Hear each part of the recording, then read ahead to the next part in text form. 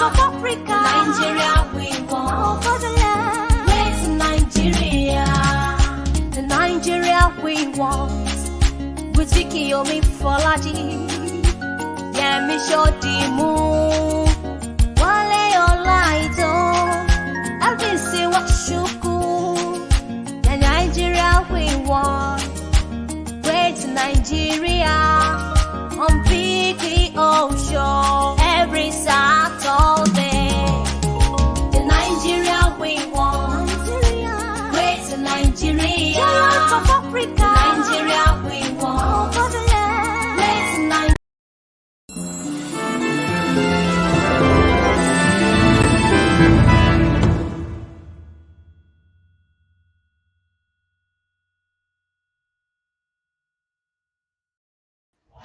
Hello.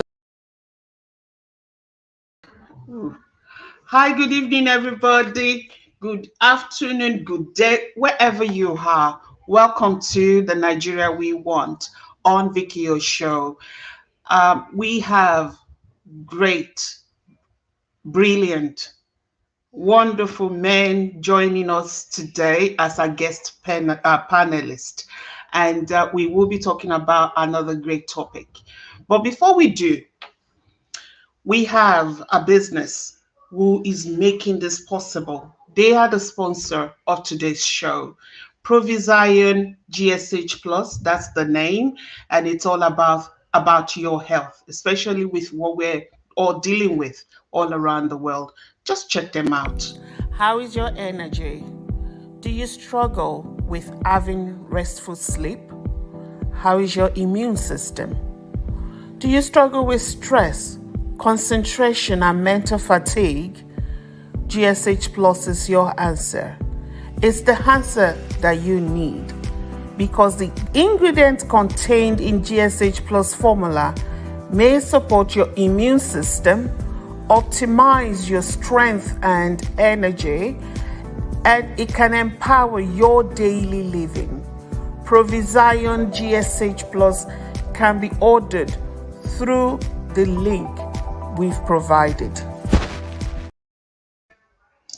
Thank you to Provision GSH Plus. If you're interested, just send us an email, vickyoshow@gmail.com. Capstone Medical Center is also our sponsor. Check them out.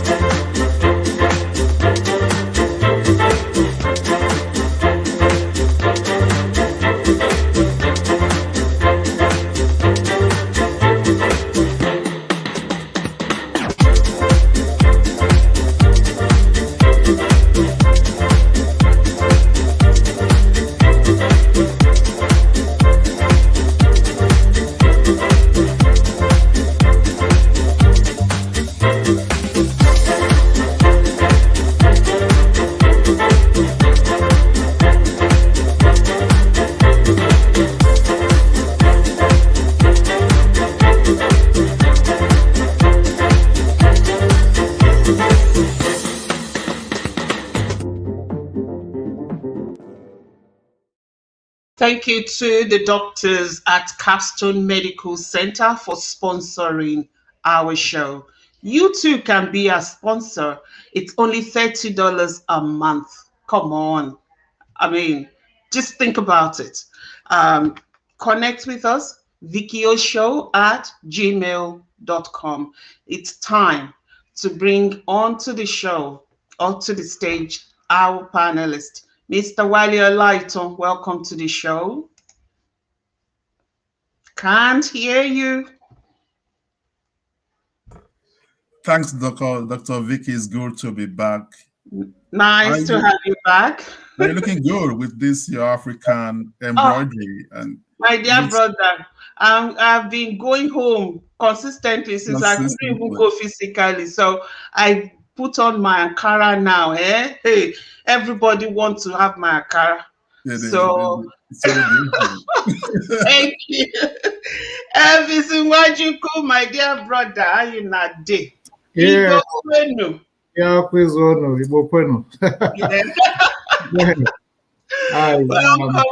Welcome to the show. And our darling brothers and guests, let's welcome Dr. Dozié onto the show. Welcome, sir. Hello. I don't think he knows we're on. All right. Chief John, welcome to the show. Yeah, thank you very much. Welcome. It's good to have you on our show. It's my pleasure to be here. Are you hearing me very well? Very, very well. Very clear. Loud and clear. Loud and clear. And like we say in Yoruba language, Egunla ton peyin gbala really mother that Yoruba. Welcome. Welcome, Ezigbalike show. Please don't crucify me. Let me translate for you, Dr. Dozié and Chief Okaroh. That will be okay, Maunetiba. Oh, thank you. Oh, I doff my cap for you. Wale. Hello, Egbon. You're welcome. We honestly shouldn't look for the we shouldn't look for a reason too far, because after you have experimented with Ilalasepo and other things, it happens like that. Oh my! Don't go there, my brother. So welcome everyone. It's good to have our guest on, and it's good to have everybody together today. So like we normally do, this is a segment whereby we talk about what's trending. We don't all need to say it if we don't have much to say, but it's all about what is trending right now in Nigeria. For you that you would like to share. So can I start from Mr. Yemishojibo? What is trending for you? Yeah, starting from the only one that is at home. Bio, at least. Yeah. I'll probably just mention one. Okay, I'll mention the fact that something very sad happened, and I mean very, very sad. And this has to do with a top police officer that was murdered by a mob of Okada riders in Lagos. This happened just a couple of days back. And it makes one feel very, very sad. There was a guy that was can you hear me now? That was making efforts to enforce somebody. A guy that was making efforts to enforce the no Okada thing in a particular area. And only for him. Hold on. I'm trying to get his camera right.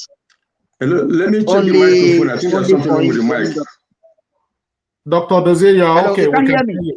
You're okay. We can hear you. We can hear you.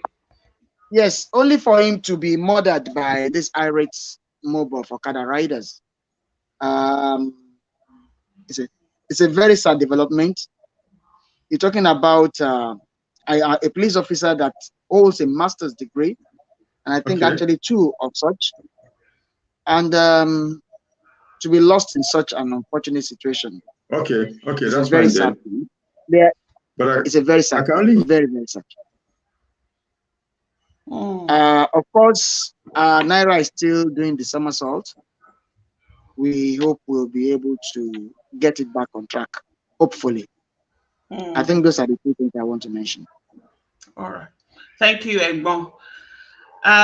Can we go to Elvis, please?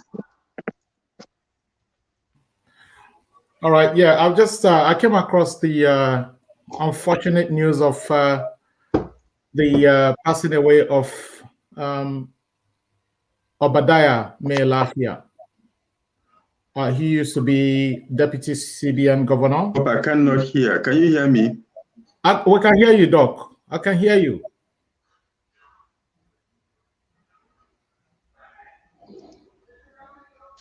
Yeah. We can hear you. Can you hear me, Doc? Can you? I think he's battling with technical. Anyway. Elvis, can you call in, maybe excuse yourself for a couple of minutes and give me a quick call? Maybe you need to log out and log back. Okay, I've been doing that while. Okay, I'll just mute myself and do that now again. Okay. All right. So Wale, let's go to you. Yeah, for me, I want to keep it like it's about sports. And I know Nigerians, wherever we are, we like our sports. So I'm going to provide a bit of what is happening, in Australia, tonight, or what had just happened here in Australia tonight. Tonight in Australia, we just had the Australian Football League, grand final. It's an equivalent to FA Cup in England. Is almost equivalent to what we call the American Super Bowl. So we've had, that final played, tonight between Melbourne Demons and Western Bulldogs. Just a bit of perspective, AFL is the biggest league in Australia, and with Melbourne Demons winning tonight, they've been able to break 57 years drought without that coveted trophy. So they won it tonight. Melbourne won. Yeah, Melbourne Demons won against Western Bulldogs. Wow. Yes, and unfortunately, they couldn't play it here. That's correct. So because of the COVID lockdown, it was played at Optus Stadium in Perth, Western Australia. Wow. So, they just completed the game about. I don't barrack for, as we put it, I don't barrack for any of the teams, but it's just something good to watch. It was a spectacular match, and just know that just our Nigerian viewers, as we talk about FA Cup, talk about American Super Bowl, we have something we call Australian Football League here, AFL, which is also very, very popular. We just had our grand final tonight. Thank you. That's my update for the week. Thank you. That was a good news. I love that. Chief it's John. Nice. I must say that it's nice to know that demons are winning in Australia. Not that kind of demons. So. Sorry, just an observation. All right. So Chief John Okaroh. Any trending news for you that you'd like to share with us, please? Akolono, you're on mute. You need to unmute yourself. Okay. You are hearing me now? Yes, we're hearing you. Okay. We are sharing what is happening in Australia and in Nigeria. Is that correct? Yes. Any trending news? Yes. What is trending for me in Nigeria is it's educational. The latest news that the Joint Admissions and Matriculation Board, will not be conducting the university matriculation examination.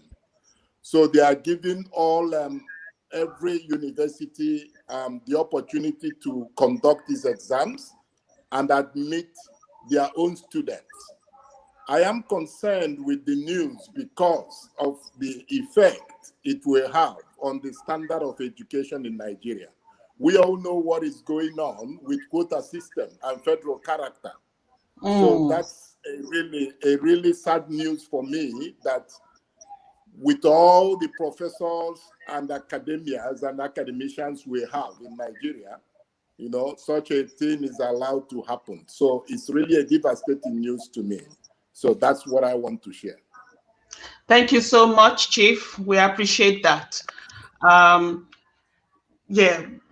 the past, we would have all contributed one thing or the other to that news, but maybe that will be one topic we will be exploring in one of our shows another time. Thank you for sharing. Dr. Dozié, sorry, sir, welcome to the show.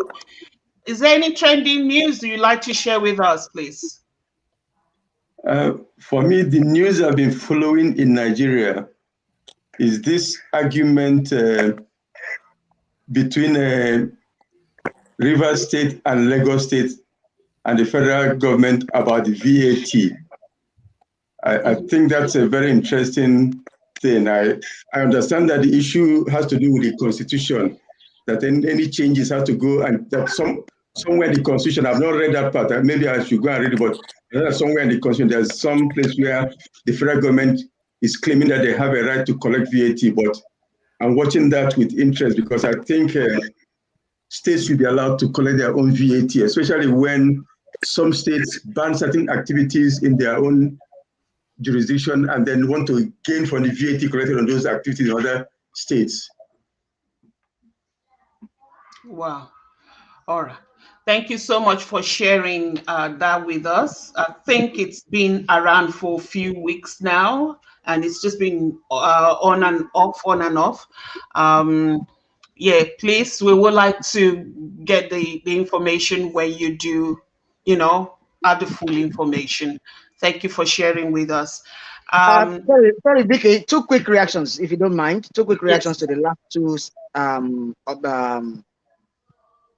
things said. Yes. One by Chief. I just want to say that the jump thing is like that of the talking drum. It shows one side to one person and the other to the other set of people. To some people here, I must confess to you, Chief, that it may not be entirely a very sad news, but we will not be able to go into that today. As for the last one, which is the VAT, there is the risk of running foul of the court law because the issue is still in court. It will be interesting to see where it is in the constitution that the federal government has a right to collect VAT, but we don't want to go into that yet. Yeah. Let's both keep watching. It's an unfolding thing. We'll see as it goes. Mm-hmm. All right. Thank you. And I just would like to share this quickly, especially with some Nigerians watching this or maybe watching this later on. There is an Okada guy who carried a woman only a day or 2 ago. He carried a woman. That woman went to the bank to borrow money, and what she borrowed was 700,000 naira. So unfortunately for her, one way or the other, she forgot the money on the Okada. So the Okada guy called a TV station to say, because he didn't know where else to go, he didn't want to take it to the police station. He called a TV station, took the money there, and the person who borrowed the money, the plan was she wanted to take that money back that she doesn't want anymore, but she forgot that money on Okada. When this guy, so of course she was all over the place, and then they told that there's somebody saying they found the money. She eventually presented the evidence that the money was hers. And as they were talking about this on the TV, they were asking this man, what made you give that money back? 750,000 naira in this day, Nigeria. The Okada that he drives, the motorcycle, cost 350,000 naira. But he returned everything without taking a cent from it. And somebody now called and asked for this guy's account number and gave him 750,000 naira there and then. This guy said, I go to church, I go to Winners Chapel. I don't take what doesn't belong to me. What needs to come to me will come to me. And then somebody just bless him. This is just something to motivate other people out there that whatever you do, just be honest. So let's go straight into this topic. Wale Olaito, take it over.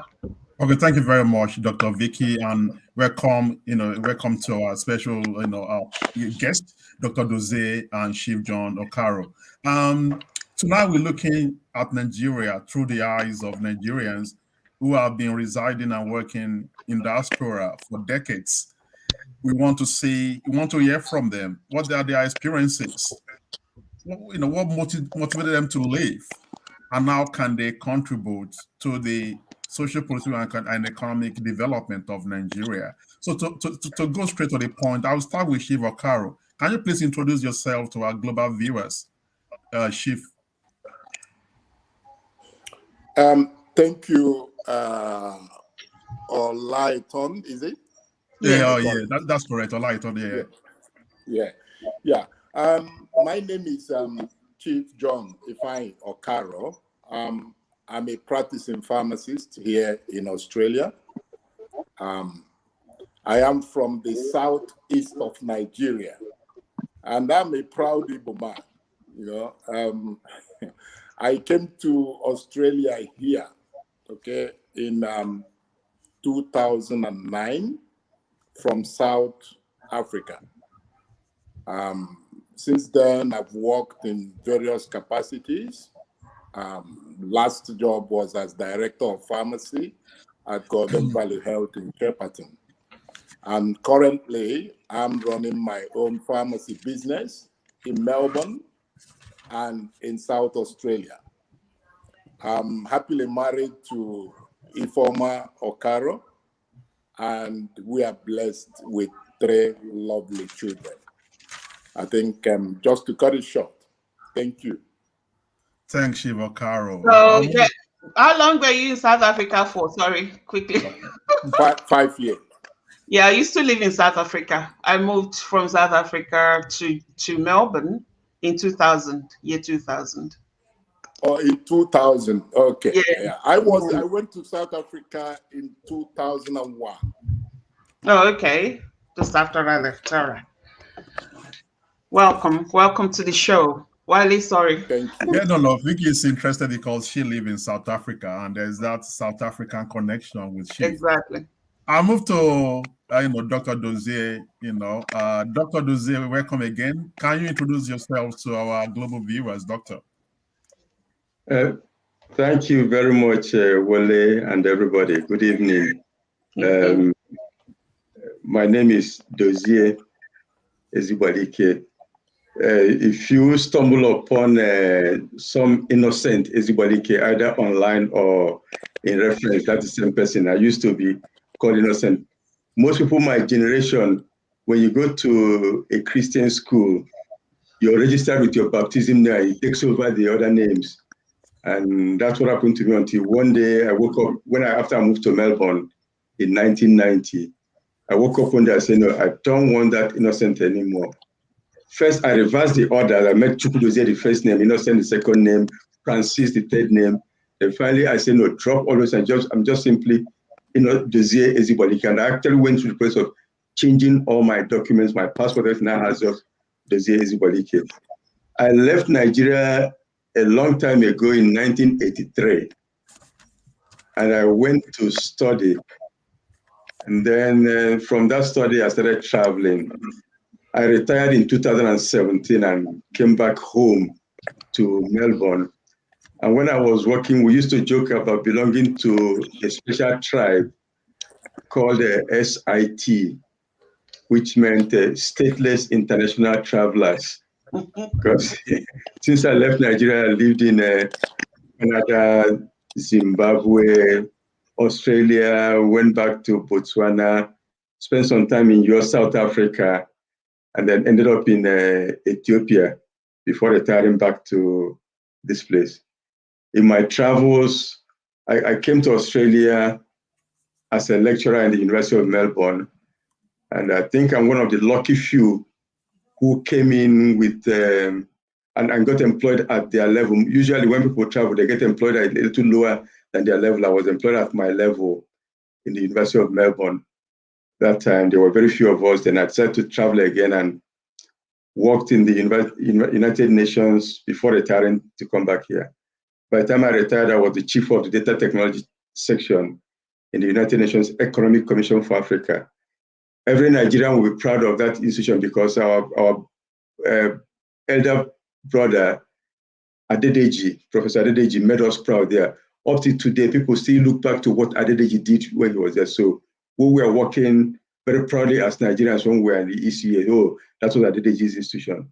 So that's where I am. Now I'm a yoga teacher. I'm a retired yoga teacher, enjoying my life as a yoga teacher, spending time with my wife, and a young retirement assignment I have in the form of a 4.5-year-old boy I'm raising.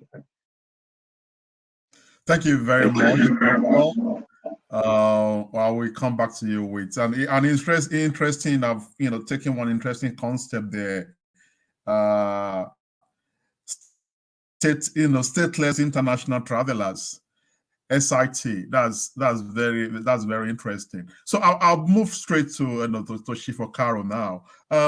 What's your memory of Nigeria? You left a few decades ago, and what motivated you to leave at the time you left Nigeria?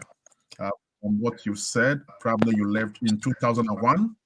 Is that from just the information you provided? Yes, you are correct. You're correct. But a little bit of amendments I will do to that statement too. Okay.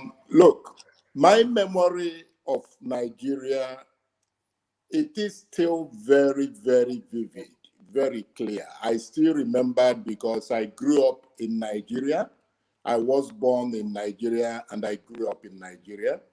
And as a young boy, things seemed to be different from what we have in Nigeria today.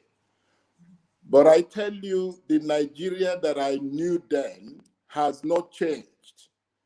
It's just that things, social media proliferation and, the freedom of speech, we are suppressed so much that people tend to accept the Nigeria of those days as if it is better. But I tell you, it is still the same thing that has been happening in Nigeria that we are seeing today. Social injustice, marginalization, and, the ineptitude of our leaders, and I would say it's still what we had then that we are seeing today. But I tell you, when I was growing up in Nigeria, I had very fond memories. Fond memories in the sense that I looked with hope and passion that one day, Nigeria will be a developed nation. I never thought of traveling out of Nigeria for anything. There are different sets of people that travel out of Nigeria, maybe for greener pastures, economic, political, or social reasons, or health reasons. I didn't. I went to University of Jos and I graduated there as a pharmacist. I served in the Nigeria liquefied natural gas in Bonny Island. Okay. And after my service there, I was retained as the pharmacist there in the hospital. And that was my vision of Nigeria. That was how I perceived Nigeria to be from a liquefied natural gas perspective. Because then we were servicing whites. Most of the contractors then were whites. So I stayed there for most of my career life. So I didn't really have that interaction with the mainland Nigeria, if you get what I mean. Because if anybody knows where Bonny Island is, before you get in there, you have to, it's like putting for a visa to travel abroad. So my perspective, the viewpoint I had for Nigeria then was that we will one day be a developed nation, not knowing that we will still be going back to square one or even worse than what it was then. So really, no really particular fond memories of Nigeria, but I know that the Nigeria I knew then is still the same as of today. Okay, Chief, by the time you now left Nigeria, what motivated you to leave at that time? Now, like I said, a lot of people leave for different reasons: economic, health reasons, social. My leaving Nigeria was personally on health grounds. And, you know, this is a national television, but look, I think I will be very truthful in what I say. Yeah, I got married, and for 5 years, we were looking for, you know, the fruit of the womb. And they tried everywhere, and they said, my wife will never give birth. I had the money then, so I decided to travel to South Africa, okay? And I went there and brought my wife there. And by the special grace of God, after 1 year in South Africa, she gave birth to a bouncing baby girl. So that was actually what made me to leave. But by the time I wanted to go back, the political situation and instability in Nigeria continued to deteriorate. And there was that time that the HIV pandemic was hitting South Africa so bad that I needed another place instead of being in South Africa with a precious child that God just gave us. So I put in for exams and I passed and went to, and then we came to Australia here. And in Australia here, you know, God blessed us again before then with another child. And in Australia, I had another one. So it's like my purpose of leaving Nigeria has been achieved. I don't really tell these stories often, but I think I have to answer the question that you asked me. And Chief, I genuinely appreciate your honesty. I genuinely appreciate you sharing this very personal story with us. I genuinely appreciate it, and I'm sure that my colleagues also, they are very grateful for you sharing that very personal, information with us. I'll go to Dr. Dozié. Dr. Dozié, you left Nigeria way back in 1983. So that has been a very, very long time. That should be, if my math is still okay, that should be about 38 years ago. I wasn't even born then. No, 1983. Come on, 50-year-old man.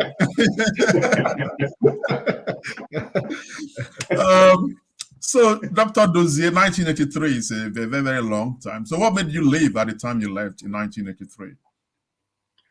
Well, I left to go and study.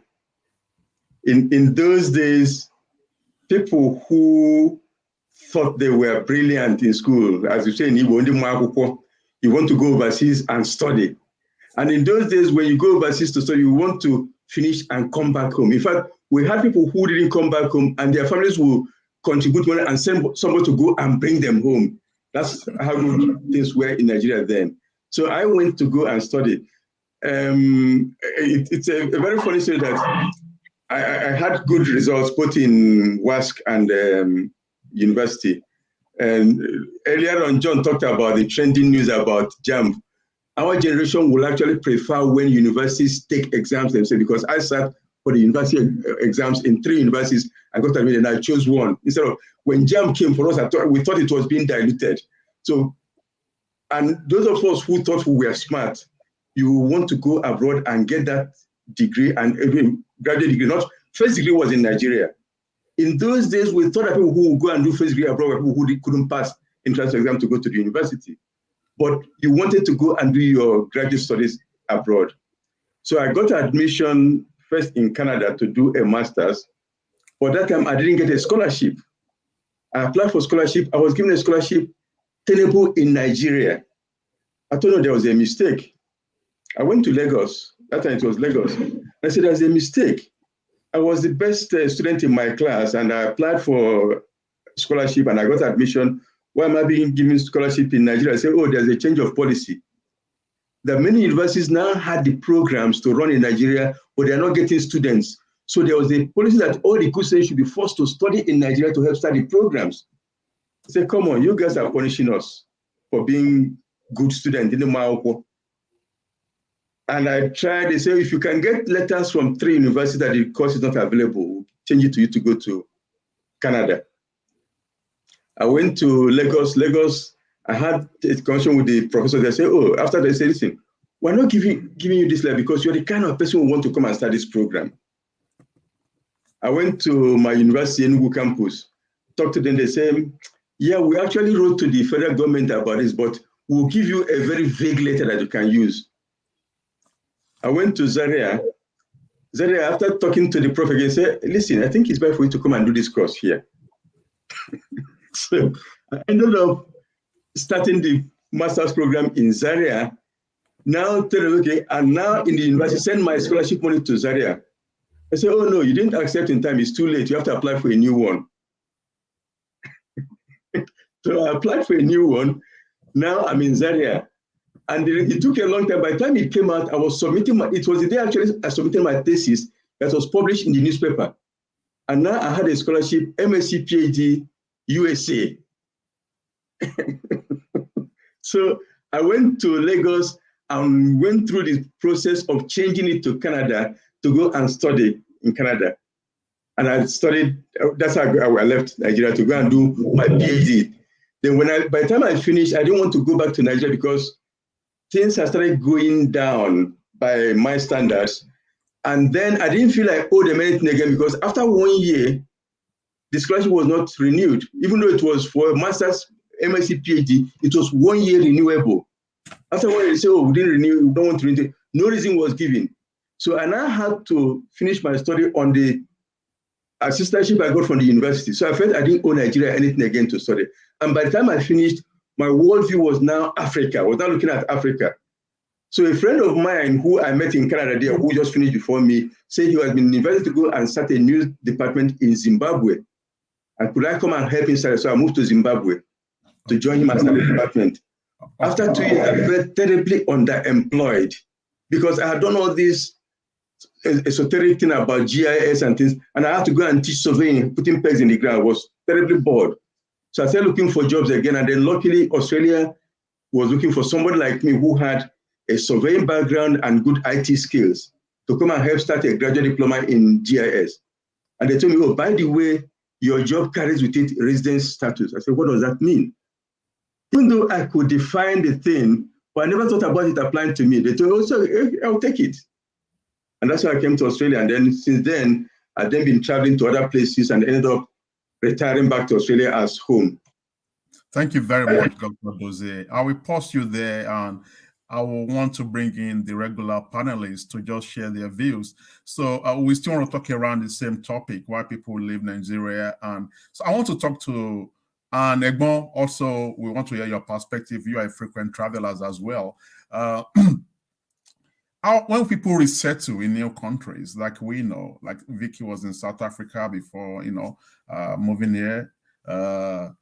Elvis was in England for some time before coming here. I've been here since 2004. So we all have challenges of resettling in a new country. And so I want to start with Elvis. What can you remember in terms of, your challenges, resettling, either in England or maybe even after you left England to come to Australia?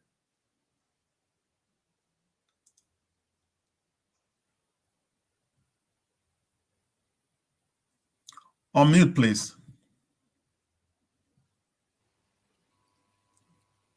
Yeah, look, like with every migrant, typically, when you migrate, you want to settle in, and settling in means you need to get a job, a proper job. You want to be able to earn income, which usually is not easy. Like when you come out here, or like in the UK, they're typically looking for UK experience. Now, you wouldn't have traveled from Nigeria to the UK having that UK experience with you. So that's one of the challenges that a new migrant will face when they initially relocate. I mean, with Australia, with coming to Australia was pretty easy. I had become experienced, and I wasn't a new migrant in that sense. I had lived in the Western world for a long time, and adapting here in Australia was quite easy, easy for me compared to when I started off in the UK. So, yeah, UK came with its challenges, but yeah, Australia, like I said, was quite easy for me. I already had the experience. I came into Australia, already having a job in my hands, and again used to the ways of doing things in the West. So yeah, so like when I came into Melbourne, I had a few. Someone said something. Somebody made a joke. He went, "Oh, this guy hasn't even opened. He only just arrived the other day." But to me, I haven't only just arrived because I'm used to the norm. I've been used to the ways of doing things in this part of the world. So yeah, new migrants find it a bit, I find it difficult learning the ropes. Learning, even if you don't have anyone to show you through, applying for a job is even is a Herculean task. It's not that easy. So yeah, a bit tough in the UK, but coming here was quite easy for me. Yeah. Thank you very much. I'll quickly move to Dr. Vicky now. Still on the same topic of settling down in new environment and learning the ropes, as Evis put it. And also, I also want us to explore the angle of the kind of collaboration between, established migrants and the newly arrived migrants. What's your take, and what has been your own experience in terms of, as Nigerians in diaspora, are we really out there to really help ourselves, as as expected sometimes? In my experience, the first person, may God bless his soul, is no more with us, Mr. Okaroh. He was the first kind of, I'll repeat that. The first Nigerian I met is my good friend, Michael Dolly. We met on the streets. Michael Dolly was the first Nigerian. We walked past, it was a traffic light. We walked past one another. He thought I looked like a Nigerian. He was doing his uni studies there. That was in 2004. And that was how we met. It was the first Nigerian that I met. He just stopped, and we chat just around the traffic light. And then subsequently introduced to a few other ones. And the first Yoruba person that I really had contact with was Mr. Okaroh, who then became a friend, like an uncle, and a big brother to me. So along those lines, I've had people that have, at the initial stage where they were Nigerians and they were supportive in their own rights, despite their own challenges. So what do you want to share with us on that note in terms of settling down and collaboration with other people? I travel a lot. But when I first moved away from Nigeria, I moved to South Africa. It wasn't an easy thing to do. A Nigerian in South Africa at that time, getting jobs was such a. I mean, you as a graduate, you just expect that you get jobs, but it wasn't that case. I remember I wrote over 2,000 applications, no job. Not even a courtesy letter to say we receive your application. And I had to think outside the box to make something of myself while in South Africa by running a creche business and some other businesses. So it wasn't. I mean, it was there and then that I realized that the secret of making it as a migrant in any of these countries is to be able to adapt. You need to suspend your ego. You need to remind yourself of, okay, I'm here. I'm not where I know of an engineer, a PhD holder, an engineer who currently works in the hospital as an orderly. He pushes beds and stuff. And he's a PhD holder, a Nigerian, you know, brilliant man, an engineer. But he had to do that because if he's still saying, I'm a PhD holder, I'm a doctor, and blah, blah, blah, he will be there going hungry and not being able to feed his family. So that's one of the things that I realized, that some Nigerians, you know, they fail to realize in time before it gets too late for them. They stay and want to remain on their high horse until it's a little bit, you know, they've spent so many years looking for jobs, you know, taking their resume from one place to another. So moving to Australia, things change a little bit. I mean, much better than South Africa, because 2 weeks after getting here, I got a job, and it's been one thing to the other. But I was able to quickly, I learned from my experience living in South Africa for 6 years and adapted what I've learned, those lessons learned, to when I came here, that, you know, I wasted some time, some years in South Africa. I don't want to do that here. What do I really want to do? Where am I going? And I was able to go with it. Now, collaborating with other people, newer people, you can only help those people that want to be helped. If somebody doesn't, if they're not coming to me to say, can I tap into your wealth of experience? I'm not going to chase them to say, hey, come here, let me advise you, because you won't get a thank you from that. That is my stand on that.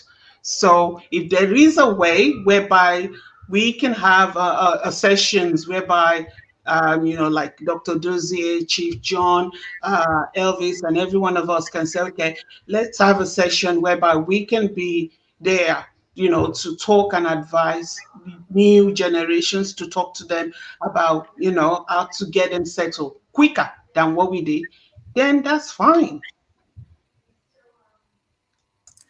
Thank you very much for that. Like, you know, the way that approach of, because sometimes what you know, what you don't know, you don't know. I remember a case of a family friend who was doing a master's program in one of the universities in New South Wales. You know, this fast track master's program in nursing to become a registered nurse, because she had a different background.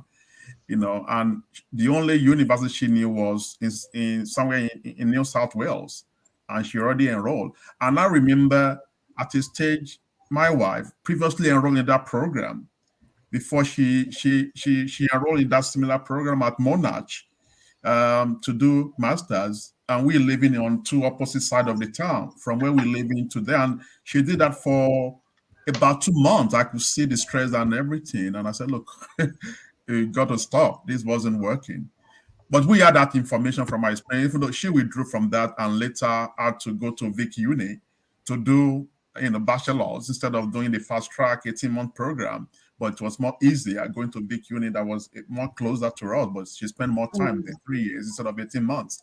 But the most important thing is that based on that little knowledge, we found that our family, she wasn't aware that Monash Uni was running that similar program. And she was already committing to doing that program somewhere in New South Wales. And, you know, we now told her, no, look, make your inquiry. We have this program. They have this program at Monash. It's 18 months. And she made the inquiry, and she went there, and she finished her nursing program at Monash, 18 months. You know, so just a little thing about just sharing information amongst ourselves and how we can really help, instead of doing something for 10 years, something that could take you probably 5 years. I go to Egbon now. Egbon, Yemi. Hello, Egbon. Egbon. Hello, Egbon. Are you still there? Oh, sorry.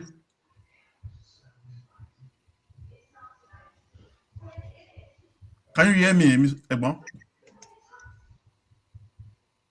On mute, please. Sorry, I'm having some having some issues with network here. Okay, so sorry. I really didn't pick it out last your words. Okay, sorry. I will just go, go quickly put the question to you.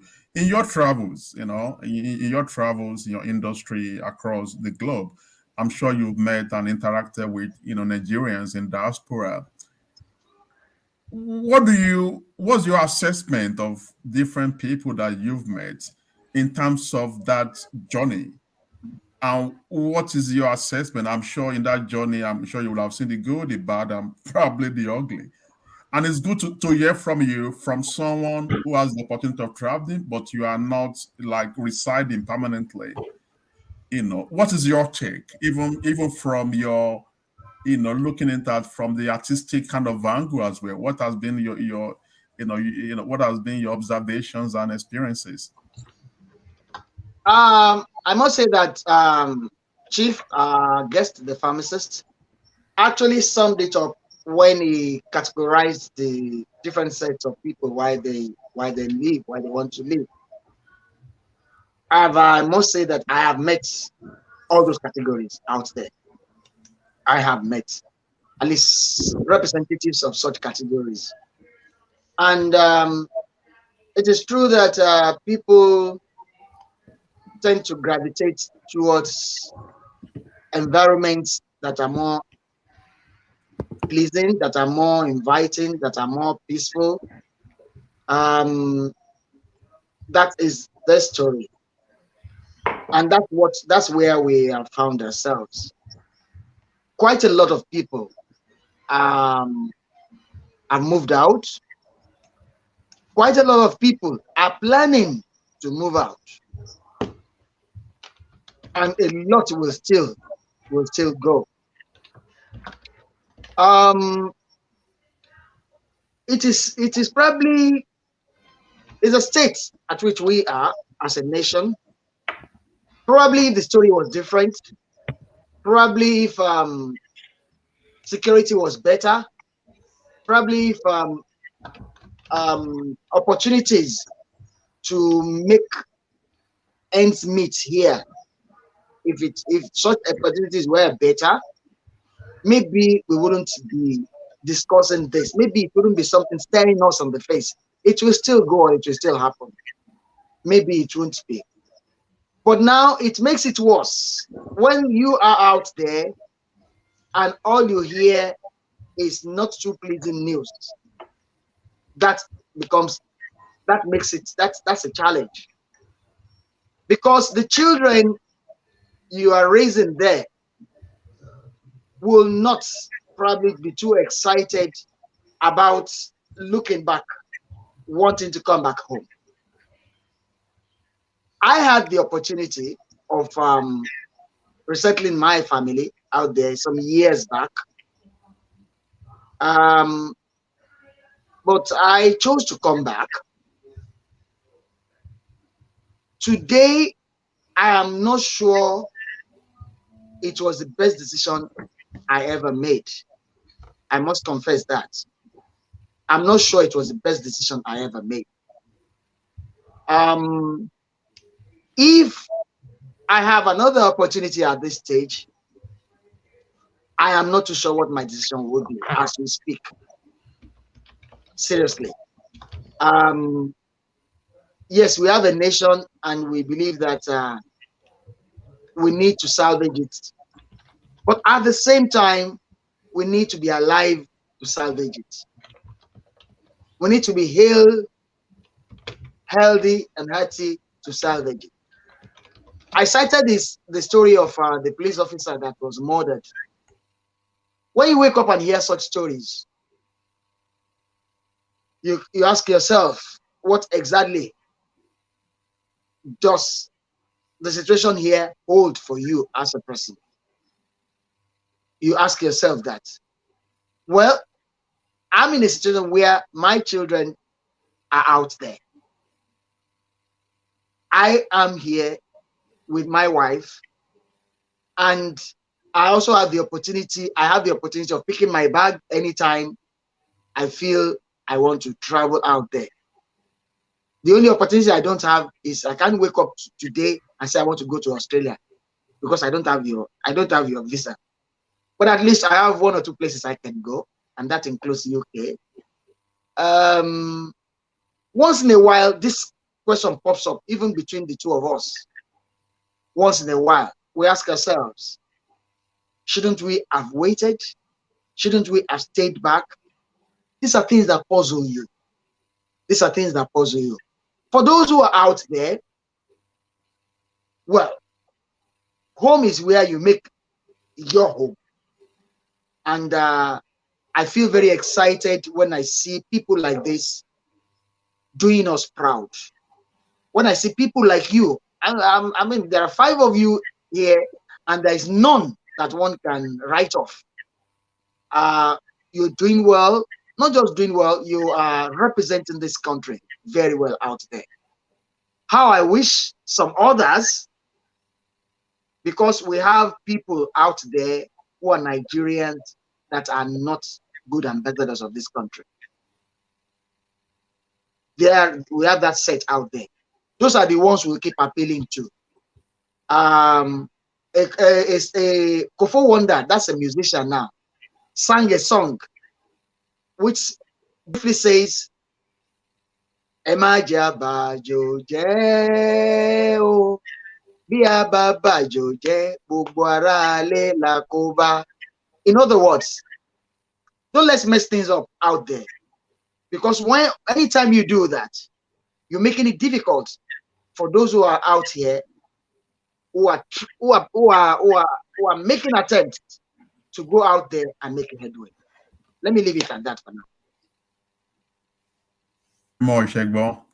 Thank you. So I go to the chief, Okaroh now, and this has to do with, there are instances where Nigerians like yourself that have been outside for a long time, that they've disengaged from Nigeria for for a number of reasons. How is your level of engagement with Nigeria, Chief? And the second part of that question is this: can you recall any embarrassing moments where you feel that you've been embarrassed because of you identifying with Nigeria? So that is a question to you, and I will want Dr. Dozié, because I'm looking at the clock now. The time goes so quick. I want Dr. Dozié to be thinking about his own question as well, which is around the socio-economic problems in Nigeria.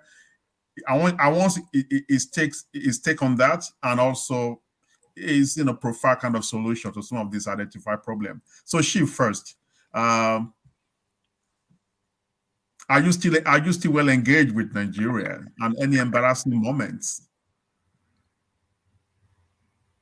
I am still very much engaged with Nigeria. I love my country. I'm a proud Igbo man. And I like going home once in a while, except for the COVID-19 that has made it practically impossible for us to travel home. But I am a proud Igbo man. And it's very evident in my lifestyle. So when you see me, you see a typical Igbo man, So Nigeria is the only country that we have at the moment. Unless something comes up tomorrow, Nigeria is our beloved country. And I look forward to visiting that country anytime. However, I must be very upfront with you. There are times when I feel a certain degree of shame, remorse, and disappointment when the name Nigeria is mentioned. I have experienced embarrassing moments throughout my sojourn in Australia here. So I feel ashamed by the attitude of our leaders, political leaders in particular, and some disgruntled elements in our country that really don't want to do the right thing. I feel very much ashamed with that. Now,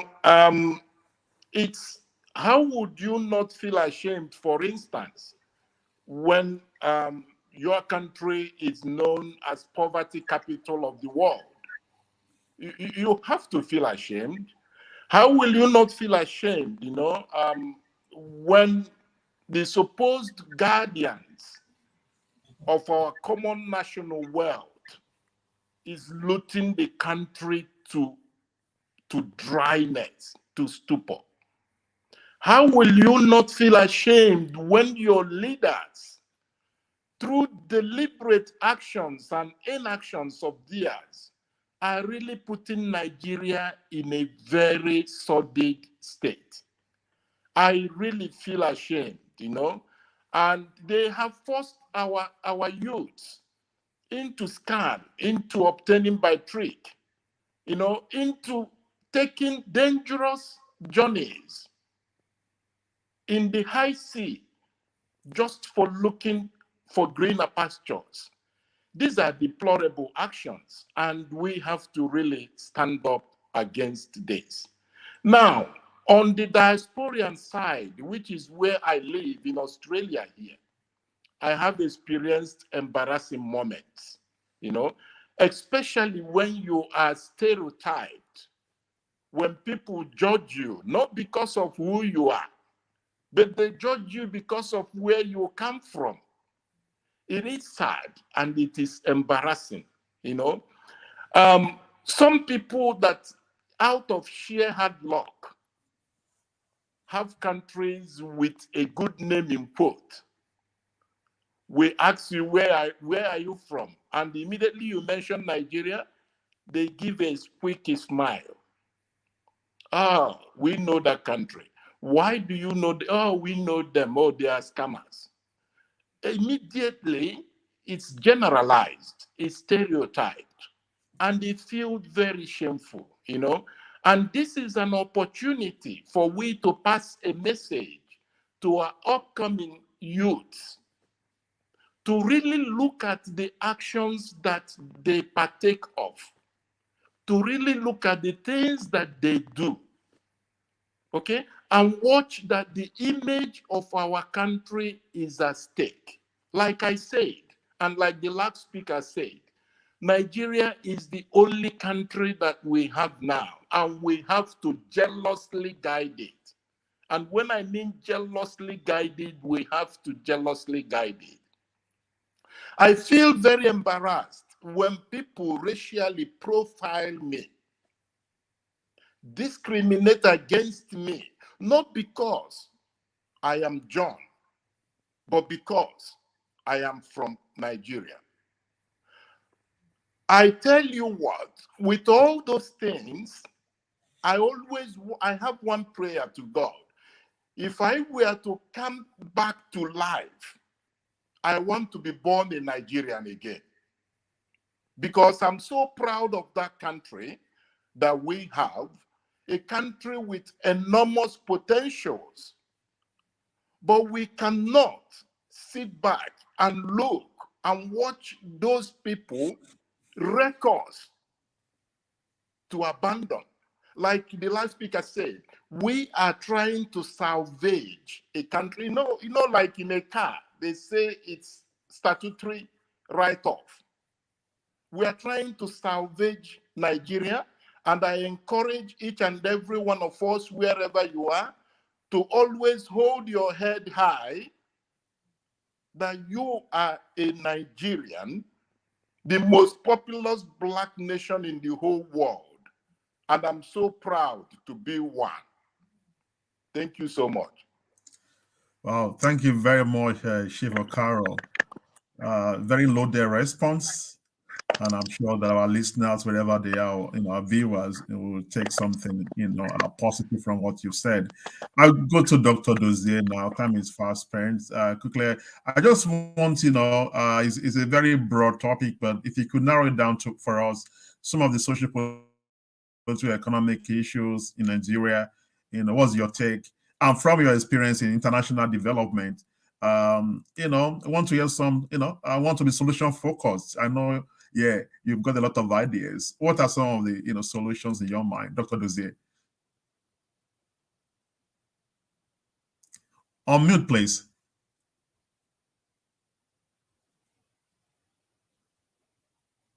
Okay. Like you said at the beginning of the introduction, that it's a very difficult topic. We can have a a week's seminar or symposium on that topic, but we don't have a week, we only have a few minutes. I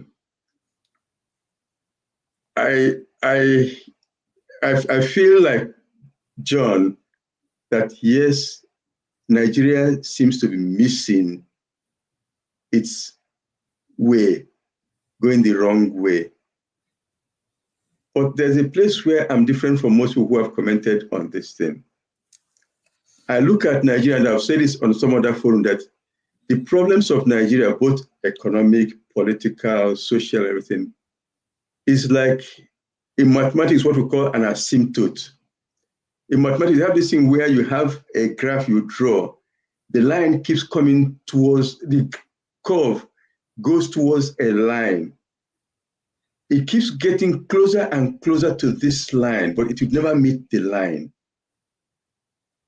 Nigeria is an asymptote in that way. Because when I look back, you asked John earlier about his memories of Nigeria. I have very fond memories of Nigeria that used to work. And one day, maybe I'll get a young person who has time to do things on the internet. We'll set up a website called itusedtowork.com.ng, so that people my generation will talk about when things used to work. When I finished my youth corps in Kano, my CV at that time was 2 pages, double-spaced. I took that CV to the Ministry of Rural and Community Development. I did not know anybody there. I had never been inside that ministry. I talked to the gate man and said, I want to see the chief engineer. He said, no, we don't have a chief engineer, we have a chief project coordinator. My Hausa was still good enough to speak to the gate man. I said, okay, I want to see him. He took me there. I gave the man my 2-page CV, double-spaced. Say, I want a job here. I know what you do. You are there to do rural and community development, and I can help you. He said, what do you say? I said, land surveying. So we don't have a surveying department. We don't have a surveyor on our program. I convinced him that he needed a surveyor for the work he needed to do. He took it to the commissioner, and there and then in my presence, they opened the organigram, created a new section, and asked me to establish it. That was Nigeria. And I talked earlier about my scholarship being for USA PhD, MSc PhD to USA. I changed it to Canada. I traveled to Lagos. I did not know anybody in the ministry or the scholarship board. I went to Lagos. All I did was I used my knowledge of the bureaucracy of government to follow my file. That's all I had to do. Follow my files from one desk to another until you get to the final person who had to make the decision. I did not bribe anybody. All it cost me was a taxi fare every day to the scholarship board. And then the last time, the only money I spent was when he now approved, I had to go to the headquarters of the Ministry of Education in VI, on Victoria Island, for the final approval. Oh, they had to wait until documents are batched up before they take it there. The clerk to this man said, listen, if you can give them money, they'll take your own by taxi. At that time, taxi was 50 kobo. He said, but if you give them money, in case they have to go twice. So I gave them 5 naira, a lot of money then. They went 2 times to get the approval. That was all I spent there. So Nigeria used to work. I did not know anybody in the ministry or the scholarship board, but the changes were made. So I look back to that and say, okay, where did we miss it? Now, where I say is, and I seem to that, even that time when I was talking about things being working, people who are a little ahead of us will tell us about how things are going bad. Nigeria has always been on that downward slope. And every time you think it's going to explode, it will never explode. We always find a way to get around. It's like they say in Igbo, on a leak, and a patch, on a leak. As you patch the leak, more leaks will spring up. You find ways to patch it, and more leaks will get. That's the way Nigeria has been. But the other thing is that it's getting more serious, it's getting more personal. At that time, it was at the high level. People will hear about all these things, all this corruption. It's now, like Yemi said, you ask yourself, did you make the right decision? And I look back, I said, I'm glad I made the decision I made, where I'm glad that the government actually reneged on their scholarship promise to me, and I had to now fend for myself. And so I was free to say, I don't owe Nigeria anything to go back there, but I'm still attached to Nigeria. It's still the home I have. So how do we solve it? We know that the current management is horrible. But to be honest, if you ask any generation before you, they'll tell you that the management they had at any time the management we had in Nigeria was always bad. Just that it keeps getting worse and worse and worse. And to keep anytime you think you reach the rock bottom, there's no more lower to go. They'll show no, there's one level you can go lower. And they'll go lower. But so how do we solve it? Is to realize that how do we start educating people to know that your vote is what makes the change? How do you start? But it's the difficult thing is it for me to stay here in Australia and say that? Somebody who is there who is not sure what he's going to, if somebody comes to you and say, give me your voter's card, I'll give someone, they'll give it. They will do that. And then they will use that to rig the election to get themselves back into power. So what's the solution? Solution is to say everything that has a beginning has an end. We don't know when it's going to end, but it's going to end. And it's going to end only by people making decisions at their own level to, just like the person at the beginning we talked about who returned 700,000 Naira. If everybody makes that decision at his or her own level, things cumulatively will eventually start improve. We don't know when, but it will definitely improve. But it's an asymptote, it will never explode. It's all every generation. In my time, we thought it was bad. Our children will say, oh, the good old days. Today, that is very bad. Some people who are born today will look back and say the good old days because it has been going down, down, down, down. But at some point, it has to, but asymptotes will never meet. It will not meet. It will not meet that line of collapsing. it will never collapse. It will not break up. But like John says, it's our country. Those of us who are here, we contribute our own quota. For example, during the lockdown, we all contributed to the palliative for the people who left at home because we know that our economies are informal economy where people have to sell to buy food that day. So if you're here, you make sure you go back. The solution is to, like somebody said on one of our forums, say, think global, act local. Look at the people closest to you. What can you do to uplift them? If everybody uplifts people who are closest to them and help. Today, my sister called me and said, oh, there's this video she sent me on WhatsApp. Should I tell about the vaccine? I said, please throw the video away and go and take the vaccine. And she went and took the vaccine, and she's going to book and take the vaccine. Like I said earlier too, my focus became Africa by the time I finished my PhD. A friend of mine in Botswana also called me recently about this vaccine thing. I said, listen, Musa, go and take the vaccine. I explained to her what those things mean. And she went the next day and booked and took the vaccine. So it's for us to, at every place you are, think global, but act local. The people closest to you, uplift them and educate them and make them see what they have to do. If everybody is doing that, eventually we'll get to a point where we'll have that critical mass of people who will change things. But it will change and it will not explode. It's an asymptote. Asymptotes never meet the line. Thank you very much, Dr. Dozié. Because of time, I have to try and go around the group for what we call our final words, which is the last comment. So definitely we'd like to have you back, gentlemen, to come and share knowledge and skills with us. Looking at the time, I'm trying to make a good timekeeper, but when you have, elder spokesmen have got things to share, it's just too difficult to end that conversation. But I have to end the conversation now. I'll go around the group for the final words. I will start with Elvis. I'll go to Egbon Yemi. I will give our special guest the opportunity as well to say their final words, and then I will hand over to Dr. Vicky. Final words, Elvis, please. A good place to start will be one of the comments Dr. Dozié made here. Chief Okaroh, does it sound familiar? I recall we had this similar conversation yesterday, you and I, on a personal level. And I've always asserted Nigeria has never been, as bad as people will want to project. There were the good old days, and the question I would always ask is, when did it go wrong? We have never been the sort of people that the world projects us to be.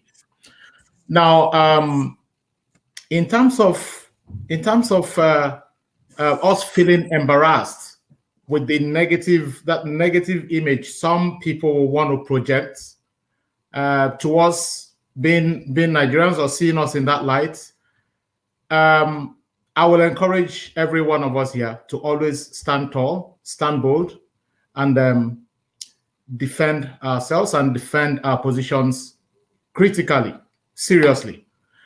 I recall when I was invited as a guest speaker in New South Wales Rotary Club in the Blue Mountains to give a talk about Nigeria. They needed to, have a knowledge of my home country. And I started with, all these great achievements. We have people like Professor Ezigbalike, who is doing great in the computer industry. We've got a guy, I think, who designs cars for Ford. We've got Nigerians all over the world doing great exploits in different areas of endeavor. And that's what I want to say about Nigeria. That's what I want to see, not the negative aspects that, some people want to project. I recall one employer asking me one time, Elvis, where are you from? I said, I'm a Nigerian. He goes, Nigeria has a bit of reputation, isn't it? I said, well, that may be true. That's what the press wants you to see. That's what they want you to read. But we also have great men and women of valor who are doing great things all over the world. I said, that's why you've hired me. I'm a Nigerian and I'm doing well. And you have seen my resume. That's why you deem it fit to have me in this position. So, gentlemen and lady, whenever we're confronted with this sort of scenario, we should never be too shy. And I'm saying this to the viewers as well, to put out those positives about Nigeria, not just to accept the norm and say, yes, this is who we are. I mean, look at all of us here today. It tells a good story. And there are so many, over 1 million or 100 million Nigerians, everywhere doing great things. So we should never accept that position of this is who you are. We are better than that. Thanks, Elvis. Yeah.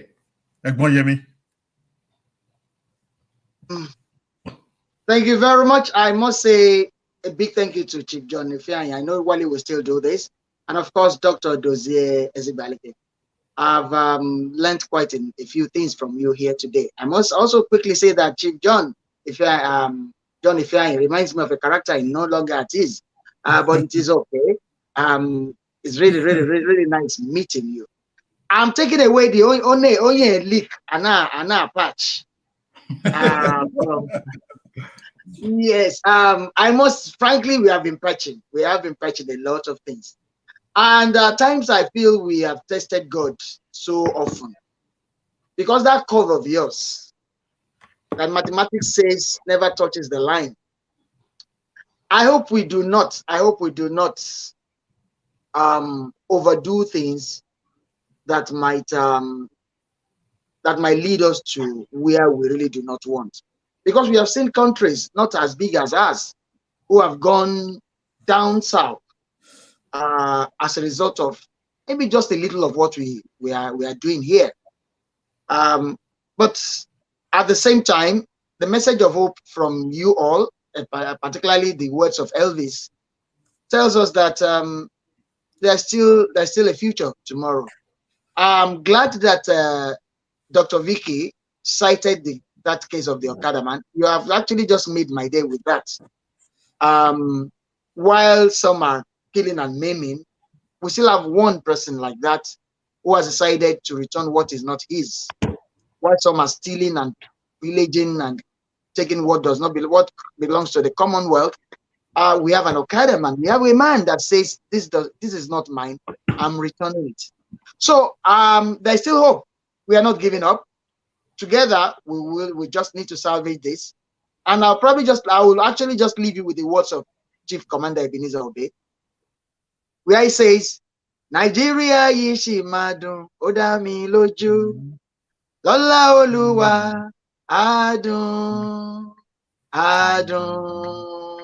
I'll leave Elvis to interpret that to the doctors and Chief.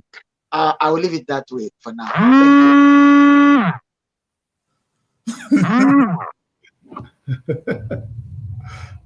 Okay, okay. I'll go to your Chief Okaroh for your final word, Chief.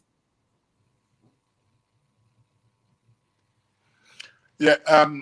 First of all, I would like to thank the panelists for inviting me to this program. I really enjoyed myself, you know, even though we don't have enough time to iron out some of the, you know, the things that we have to talk about Nigeria, you know, which is still our country as of this moment we are talking about. So I give each and every one of you thanks, and I thank Dr. Dozié, my co-special guest. Yeah, you know your role and your position in the society, especially within the Igbo society. So I give you thanks. I respect you for that. You know, now a lot of things have been said in this panel, in this show that we are doing, that if people listening can take one or two things home, I think you are really changing lives in very positive ways. As I mentioned before, we don't have another country. We have to jealously guide what we have. A nation is nothing without its people. The cultures and traditions and languages of the people make up a nation. Our own is not going to be an exception. The society is an aggregate of individuals that make up that society. So it is important that each and every one of us should hold our heads high wherever you are, and accept the fact that you are a Nigerian and Nigeria is going to be good. I remember when I was in Nigeria those days, and some of you will know, I think all of us will know, you know, I can't remember the name, but the guy that packed his bag to leave Nigeria, thinking that it was a bad situation then. Andrew. You know? Andrew, yes. Andrew. Yeah, yeah. He packed his bag to leave Nigeria when, if I think back, that was even the good old days. I don't know where he would, what he will do now if he was to pack his bag. I don't know where he's going to run to, because the situation is really getting worse than what we had it before. All right. Maybe Australia. So my advice to every Nigerian in diaspora is to hold your head high wherever you are. As a Nigerian first, and then second, as a citizen or resident of any country you find yourself. But Nigeria will always come first. You know, we have issues in Nigeria. We understand that. Every successive government in Nigeria has got issues. It's just containment policy or principle that most governments are using to suppress some of the issues that they have. So it is not new.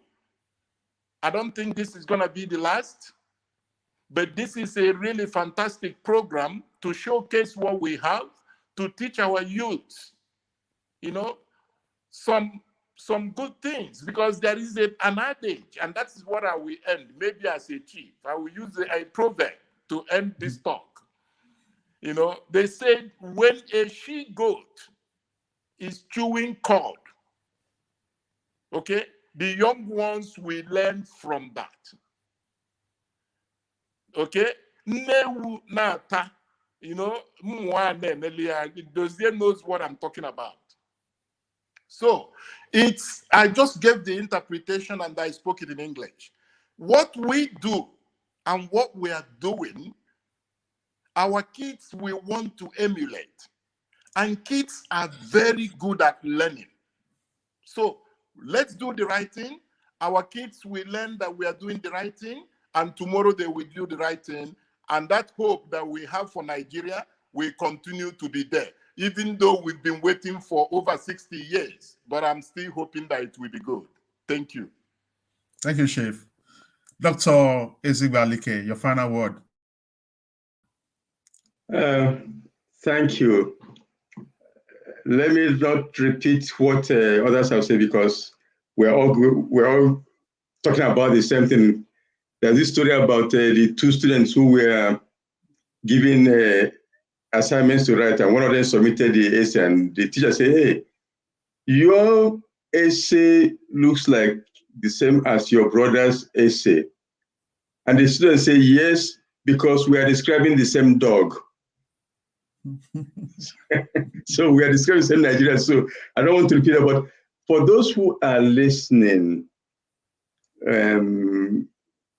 what I will encourage you, one of the questions you asked earlier about people who come in new and how difficult it is for them to settle, and how we've tried to help them settle. Most of the people I've helped settle in all my travels, starting from when I was a student in Canada to when I came here in the 90s to now, have been through the medium of whatever association exists. And I will encourage everybody, wherever you are, try and associate with your own group. It's very important. Even people who I finally helped directly in a personal level, I met them through the association or society, whatever exists. So it's very important, wherever you are, whatever you do, seek out your own and associate with them. One day you will need that information when you write your resume to say, "Oh, I was a president or secretary of this institution and I did it." That will actually help in your job prospects. But also, people who can help you will then know through that station that you are there and they can help you and do that. Otherwise, when it comes to Nigeria, I go back to what I said before: think global, act local. In the 90s, I used to get this request from charity organizations, say, "Oh, can you sponsor a student in so and so country, and we'll send you the report card every year?" And I'll look at it and say, "Listen, I have somebody in that same position in my own extended family. Why should I go and sponsor somebody in some country just so that I'll get a tax credit and get a report card and get my name written that when I have somebody in my extended family who that money can do more for?" When the COVID thing came about again, I reached out to some of my friends and say, "Oh, can you reach out to your own community?" I didn't say give me, I say, your community at home, maybe they need support from you. I'm supporting my community, so find out what you can do for your community. And so I will encourage everybody who is abroad, think global, act local, look in your extended family, uplift somebody there. That person will uplift another person. And wherever you are, both people are in Nigeria, people who are overseas, try to associate with your people. It's very important to do things together. And also let you who can help you know that you're there, and also allow you to use that vehicle to help other people. Otherwise, Nigeria will be there, it will not explode. It's more difficult than it was before. It was more difficult than when Andrew wanted to check out, but there will always be Andrews trying to check out, and always be Nigeria for us, and we have to defend it. Thank you, and thank you for inviting us. It was really my pleasure to be here. Thank you, Dr. Dozié. I'll do that now to Dr.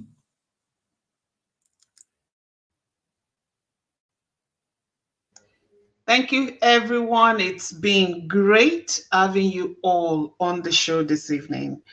My final word before I round up is just to focus this on us, each and every one of us, being a good ambassador for our country.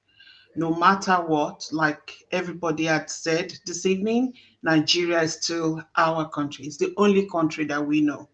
By being a good ambassador, is about representing our country, wherever we are, at our place of work.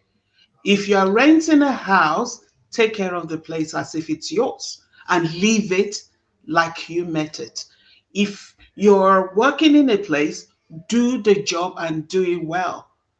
Because I mean, that is something that I always have at the back of my mind. Wherever I work, it's always at the back of my mind. If I don't do it well, if I don't do well at this place, any Nigerian that comes next will have a problem. I've got to represent my people really well by giving it my best, doing the best that I can, making sure that when another Nigerian comes knocking their door, they will open the door widely to say, welcome, we've been waiting for another Nigerian, because we had one years back and she was wonderful. So we need to work harder to make sure we are doing our best to you know, to be that great ambassador for our country. And if each and every one of us can do our part, which is what this show is all about, the Nigeria we want, it's not about the country, it's about the leaders, it's about the individuals, about you, Egbonyemi, about you, Chief, about you, Dr. Dozié, about you, Wale, about you, Elvis, and what you do at a place of work, at home with your wife and your children, at, you know, with your friends. Are you doing things right, or you just don't care? Nigeria we want starts with me, and it starts with you. I appreciate each and every one of you, most especially our special guest today, Chief John Ifeanyi and Dr. Dozié Ezigbalike. Thank you so much for honoring our invitation and for sharing your wealth of experience with us today. And Egbonyemi, as always, thank you so much for joining us, for not getting busy with shows and you know, the badun that you do every Saturdays. Thank you. Everything, Chuku, my dear brother. We didn't sing for you, or did we? That is true. Vicky, Very you're going to true. get a fine. You are going to get a fine. No two ways about it. I'm so sorry. You know what? We are going to make we are going to make it up for you. Next show, by God's grace, we will get Tolu Felicity to come and sing for you, specially during the show live. That's all right. Because you deserve it, Abby. That's all right. And me, I'm waiting for when we can do party. I can't wait. Okay? And me and Wale, we will do the MC. Don't worry, we will show them. Unless if we can bring Egbon along, and Egbon will get his opportunity to come to Australia, because he spoke about visa earlier on. You get a presidential invitation. Don't worry. Now you're talking. Now you're talking. you know, in Monopoly, there's a place where it says "Get out of jail." Yes. It's the only way to get you guys back on the streets. Get me there. Yeah, we're really waiting. We're waiting. Get out of jail card. Now, look, yes, we'll have something. COVID has done a lot of things. I was really looking forward to, having a big 50th celebration. But given the scenario, it's not happening. Regardless, down the track, something's gonna happen. Yeah, 50 plus, whatever. We'll do something. Yeah, because I think I deserve to be celebrated. Of course, mine is in January, by God's grace. So there's going to be a Shwebi. So you all need to make sure you get your dancing shoes ready and your agbada and everything. January ending, by God's grace. Vicky, I hope you know we are both January children. COVID. By then we will be free. We will be free. Vicky, I hope you know we are both January children. Don't worry, my dear brother, we go talk. So while your lights on, thank you everybody. It's been great. It's always great to spend this Saturday evening with you all. And to all our viewers, we appreciate you for watching us and for making comments. There are comments on Facebook. from some of our viewers. We thank you all. Until next Saturday, when we come back with another great topic to discuss amongst ourselves, you all have a lovely, lovely weekend. May God bless you all. Bye-bye. Thank you. All right. Good night, everyone. Happy birthday, Elvis, and good night. Good night, Wale. Good night.